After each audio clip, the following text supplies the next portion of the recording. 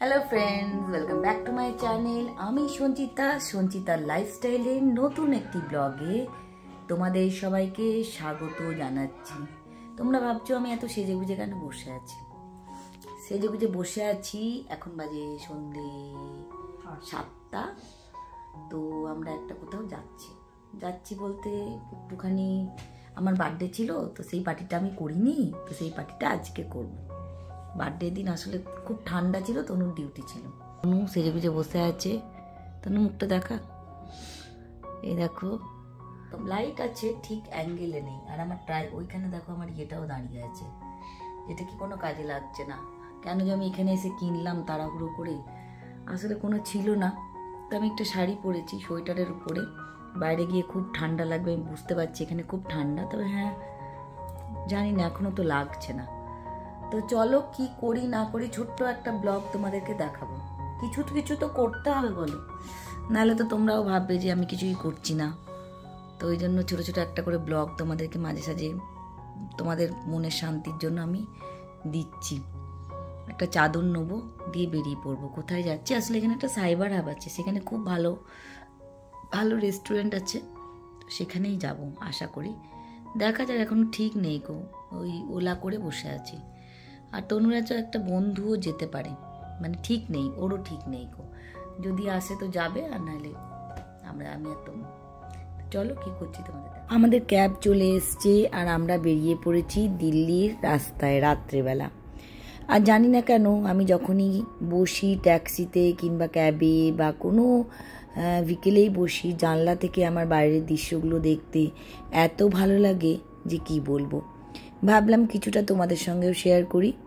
আর দিল্লির রাস্তায় রাত্রেবেলাটা এত ভালো, চারদিক ঝকমক করে ওঠে, যেন মনে হয় দিনের বেলা। রাত্রে লাইটগুলোকে দেখতে দূর থেকে যেন তারাদের মতো লাগে। আর মনে হয় কত বাচ্চা এই বাইরের দেশে এসে এখানে তারা হয়ে আছে। মানে তারা মানে উজ্জ্বল ভবিষ্যতের জন্য তারা এখানে এসছে, পড়াশোনা করছে, কেউ চাকরি করছে। সবাই এখানে একা, মা বাবারা দূরে থাকে। আর আমি আর কদিন থাকতে পারবো জানি না। আস্তে আস্তে আমারও দিন এবার এগিয়ে আসছে, আর যত এগিয়ে আসছে মনটা খারাপ হচ্ছে যে তনুটাকে ছেড়ে আবার চলে যেতে হবে এই একা শহরে। ও তো একাই থাকে বলো। যাই হোক, আস্তে আস্তে আমরা টুকটুক করে সাইবার হাবের দিকে এগিয়ে চলেছি। আর সাইবার হাব জায়গাটা খুব সুন্দর, জানো তো। তোমরা যদি কোনোদিন গুরগাঁওতে যাও, একবার নিশ্চয়ই সাইবার হাবে যেও। আমার তো খুব ভাল লাগে। আমি এর আগেও যতবার গেছি ততবারই গেছি, আবার এবারেও গেলাম। এত সুন্দর একটা জায়গা, ঘুরে তুমি একা একা নিজের সঙ্গেও যদি ঘুরো, তোমার সময় কেটে যাবে। আর এই রাস্তাটা এত ট্রাফিক যে কি বলবো। আমার সঙ্গে তনুর একটা বন্ধুও যাচ্ছে, আমি, তনু আর তনুর সেই বন্ধুটা। সবাই মিলে আমরা সাইবার হাবে পৌঁছে গেছি। আর এই দেখো, এটা হচ্ছে সাইবার হাব। আমি ইচ্ছা করেই আজকে শাড়ি পরে এসেছিলাম।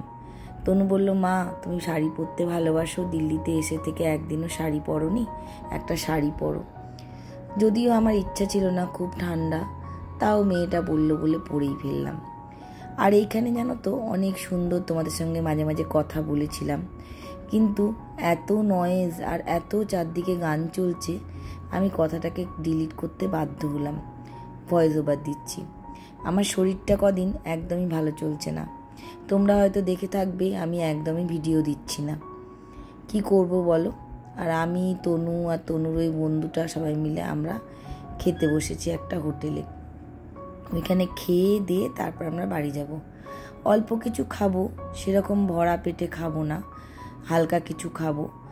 আর এখানে সবাই দেখো বসেছে খেতে। এখানে খুব সুন্দর চিলিজ বলে একটা রেস্টুরেন্ট, খুব ভালো এখানে খাওয়া দাওয়া সব পাওয়া যায়।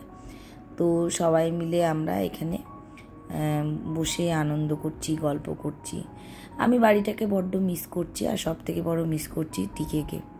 কারণ আমি আর টিকে একসাথেই থাকি, আমরা আলাদা আলাদা কোথাও যাই না। তো ওই জন্য আমার একটুখানি খারাপই লাগছে যে আমি একা একা ঘুরছি আর টিকে বাড়িতে বসে আছি। আর যতবারই ক্যামেরাটা ধরি ততবারই ওরকম করে মুখটা করে।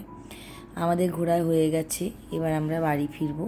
তনু হয়তো একটা আইসক্রিম খাবে, বলছিল মা আইসক্রিম খাবো। এই ঠান্ডাতেও আমি বারণ করছি, খাস না, কিছুতেই শুনলো না। না একটা ছোট্ট করে আইসক্রিম খায়, তুমি খাবে? আমি বললাম না, আমার গলা এমনিতেই সবসময় খারাপ থাকে, তারপরে আমি যদি আইসক্রিম খাই তাহলে আমার শরীর আরও খারাপ হয়ে যাবে। আরও টুকিটাকি কিছু ছোটোখাটো কিনে তারপর আমরা বাড়ি ফিরলাম। অনেকটা রাত হয়ে গেছিলো, আর ভালো লাগছিল না। তারপরে খাওয়া দাওয়ার পরে দেখবে ঘুরতে ইচ্ছা করে না। আর আমার যেটা স্বভাব, চারদিকে ক্যামেরা নিয়ে ঘুরিয়ে ঘুরিয়ে তোমাদেরকে দেখাচ্ছিলাম। ওখানে একটা ডিস্কো ছিল, ডিস্কোতেও আমি গেছিলাম, গিয়ে একটু আধটু ভিডিও করেছিলাম। সেই ক্লিপিংগুলো মনে হয় আমি হারিয়ে ফেলেছি বা কিংবা হয়তো ডিলিট করে ফেলেছি। যদি কোনো দিন পাই তোমাদেরকে দেখাবো, রিলসের মধ্যে দেবো। আর তোমরা আমার ভিডিওটা কেমন লাগলে সেটা জানিও। আর ভিডিওটা যদি ভালো থাকে চ্যানেলটাকে সাবস্ক্রাইব করো, বেল আইকনটাকে অল করে দিও, আর আমার পাশে থেকো। আমি ছোট ছোট ভিডিও দিয়ে তোমাদের সঙ্গে এন্টারটেন করার চেষ্টা করে থাকি। হয়তো সবসময় আমি ভিডিও দিতে পারি না, বাট ইউটিউবটা আমার খুব ভালো লাগার জায়গা, তাই জন্য আমি ইউটিউবটা ছাড়তেও পারছি না। হয়তো এরমভাবে যদি চলতে থাকে ইউটিউবটা হয়তো আমার বেশি দিন থাকবে না। আজকাল একদমই ইচ্ছা করে না ইউটিউব করতে। আসলে আমি আর খাটতে পারি না আজকাল, শরীর ভালো থাকে না বলে দুদিন অন্তর শরীর খারাপ, সেই জন্য আমি একটুতেই ইউটিউবে আর ভিডিও দেওয়ার ইচ্ছাটা আর মন থেকে আসে না। তো ঠিক আছে, অনেক গল্প করলাম, আজকের মতো আমি আমার ভিডিওটা এখানে শেষ করলাম। ভালো থেকো, সুস্থ থেকো।